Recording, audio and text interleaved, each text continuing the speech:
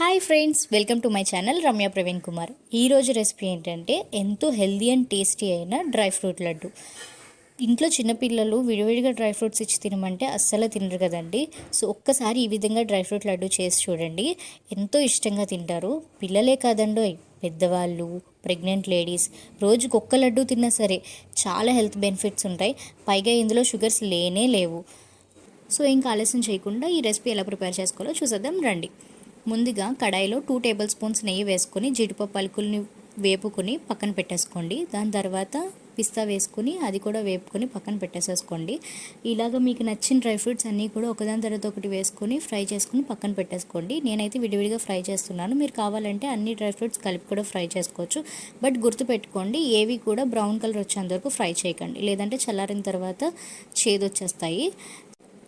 ఇప్పుడు సీడ్స్ తీసేసిన డేట్స్ని నెయ్యిలో బాగా ఫ్రై చేసుకోండి. నేను చూపిస్తున్న విధంగా ఇలా సాఫ్ట్గా అయ్యేంత వరకు మీడియం ఫ్లేమ్లో ఫ్రై చేసుకొని పక్కన తీసి పెట్టేసుకోండి. నెక్స్ట్ గసగసాలు తీసుకుని దోరగా ఫ్రై చేసుకొని ఇప్పుడు ముందుగా మనం ఏమైతే డ్రై ఫ్రూట్స్ వేపుకొని పెట్టుకున్నామో అవన్నీ కూడా ఇందులో వేసుకొని బాగా మిక్స్ చేసుకొని స్టవ్ ఆఫ్ చేసేసి పక్కన పెట్టేసేసేయండి. ఇప్పుడు ఇది కొంచెం గోరువెచ్చగా అయిన తర్వాత చేతి ఇలా బాగా కలుపుకొని నేను చూపిస్తున్న విధంగా చిన్న చిన్న లడ్డూలు చేసుకుంటే అంతే, ఎంతో టేస్టీ అండ్ హెల్దీ అయిన dry fruit laddu ready. So guys, మీరు కూడా వెంటనే ఈ రెసిపీ ట్రై చేసి ఎలా ఉందో కామెంట్ చేయండి. ఇలాంటి మరిన్ని వీడియోస్ కోసం please do like, share and subscribe my channel. Thank you.